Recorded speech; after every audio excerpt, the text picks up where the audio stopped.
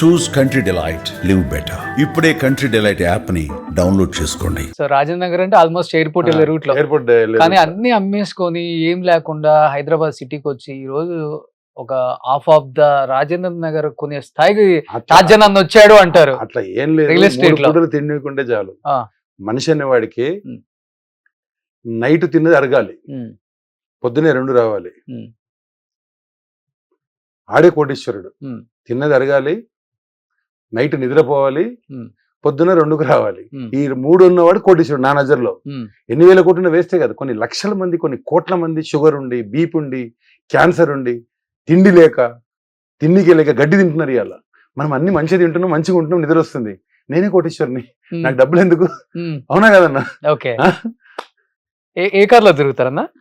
నాకు ఒకటి క్రేటా ఉంది, ఒకటి ఎక్సీ ఉంది. ఓకే.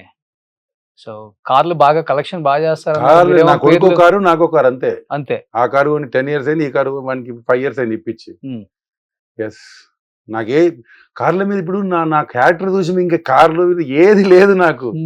సమాజం బాగుండాలి, సమాజం కోసం ఆలోచిస్తా తప్ప నాకేం పెద్ద ఇది లేదు, ఇంట్రెస్ట్ లేదు. ఓకే.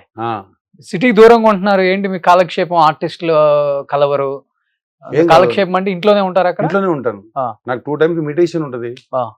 జిమ్కి వెళ్తాను 1 hour.